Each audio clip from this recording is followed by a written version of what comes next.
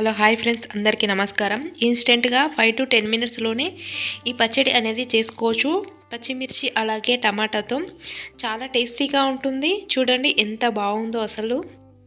Tasty మాత్రం సూపర్గా ఉంటుంది. మార్నింగ్ టిఫిన్స్లోకి అలాగే చపాతీలోకి అలాగే వేడివేడి అన్నంలోకి కాస్త నెయ్యి వేసుకొని తింటే రుచి మాత్రం అదిరిపోతుంది. ఇప్పుడు అది ఎలా తయారు చేసుకోవాలో చూద్దాం. ఇప్పుడు స్టవ్ ఆన్ చేసుకొని కడాయి పెట్టుకొని ఒక హాఫ్ కప్ వరకు పల్లీలను ఇలా బాగా వేయించుకోవాలి. ఇలా బాగా వేయించుకున్న తర్వాత తీసి పక్కన పెట్టుకోవాలి. ఇప్పుడు అదే కడాయిలో టేస్టీకి సరిపడా పచ్చిమిర్చిని తీసుకొని ఇలా చిన్నగా ముక్కలుగా కట్ చేసుకొని వేసుకోవాలి. అలాగే ఒక 1 టేబుల్ స్పూన్ వరకు ఆయిల్ అనేది యాడ్ చేసుకోవాలి. ఇలా ఆయిల్లో 2 to 3 మినిట్స్ వరకు బాగా ఫ్రై చేసుకోవాలి. పచ్చిమిర్చి అనేది ఇలా ఫ్రై చేసుకోవడం వల్ల టేస్టీ అనేది బాగుంటుంది.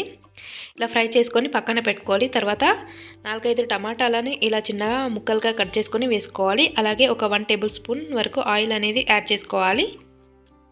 ఇలా ఆయిల్ అనేది యాడ్ చేసుకున్న తర్వాత సాఫ్ట్గా అయ్యే వరకు బాగా ఉడికించుకోవాలి. ఇలా టమాటాలో నుంచి పచ్చిదనం పోయే వరకు ఇలా వాటర్ మొత్తం పోయే వరకు ఉడికించుకోవాలి. ఇలా క్యాప్ పెట్టేసుకోవాలి. ఇలా 1 to 2 మినిట్స్ వరకు ఉడికించుకోవాలి.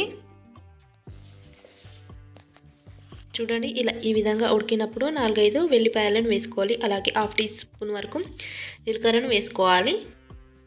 ఇలా ఒకసారి బాగా కలిపేసుకొని మరలా క్యాప్ పెట్టేసుకొని కొద్దిసేపు ఉడికించుకోవాలి. ఈ పచ్చడి అనేది వేడివేడి అన్నంలోకి, చపాతీలోకి అలాగే మార్నింగ్ టిఫిన్స్లోకి కూడా చాలా బాగుంటుంది. ఒక్కసారి అయితే ట్రై చేసి చూడండి ఫ్రెండ్స్, చాలా బాగుంటుంది. ఇన్స్టెంట్గా 10 మినిట్స్లోనే ఈజీగా చేసేసుకోవచ్చు.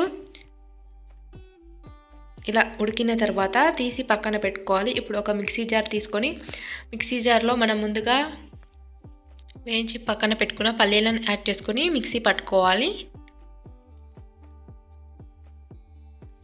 ఇలా పౌడర్ లాగా మిక్సీ పట్టుకున్న తర్వాత మనం ముందుగా ఫ్రై చేసి పెట్టుకున్న పచ్చిమిర్చిని యాడ్ చేసుకోవాలి. అలాగే మనకు టేస్ట్కి సరిపడా సాల్ట్ని కూడా యాడ్ చేసుకోవాలి. అలాగే మనం ముందుగా ఉడికించి పెట్టుకున్న టమాటాలను కూడా వేసుకోవాలి. ఇలా మొత్తం వేసుకున్న తర్వాత మిక్సీ పట్టుకోవాలి. పచ్చడి అనేది కాస్త బరకగానే ఉంటే బాగుంటుంది. మరీ మెత్తగా పేస్ట్ లాగా చేసుకోకుండా కాస్త బరకగా మిక్సీ పట్టుకుంటే చాలా బాగుంటుంది. అలాగే ఒక ఆనియన్ని వేసుకోవాలి. చిన్నగా ముక్కలుగా కట్ చేసుకొని అయినా సరే వేసుకోవచ్చు. ఇలా క్యాప్ పెట్టేసుకొని కాస్త బరకగా మిక్సీ పట్టుకోవాలి. ఆనియన్ అనేది మధ్య మధ్యలో పంటికి తగులుతూ చాలా టేస్ట్ అనేది బాగుంటుంది. ఒక్కసారి అయితే ఇలా ట్రై చేసి చూడండి. ఇప్పుడు ఒక బౌల్లోకి తీసుకొని మొత్తం పక్కన పెట్టుకోవాలి.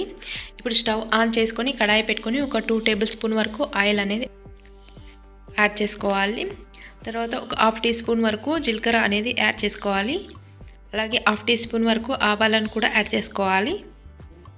ఇలా జీలకర్ర కాస్త చిటపటలాడిన తర్వాత ఆవాలను యాడ్ చేసుకోవాలి. అలాగే కరివేపాకును కొద్దిగా యాడ్ చేసుకోవాలి.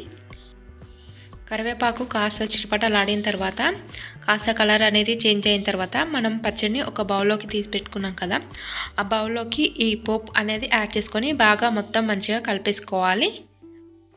ఇంతే ఫ్రెండ్స్, ఇలా బాగా మొత్తం కలిపేసుకొని సర్వ్ చేసుకొని తినడమే. ఇలా వేడివేడి అన్నం, చపాతీ, టిఫిన్స్లోకి చాలా బాగుంటుంది. ఒక్కసారి ట్రై చేసి చూడండి ఫ్రెండ్స్. ఈ వీడియో కనుక మీకు నచ్చినట్లయితే లైక్ చేయండి. అలాగే సబ్స్క్రైబ్ చేసుకోండి. ఇలాంటి ఇంట్రెస్టింగ్ అండ్ మరెన్నో వీడియోల కోసం మా ఛానల్ని సబ్స్క్రైబ్ చేసుకోండి. Thank you for watching this channel.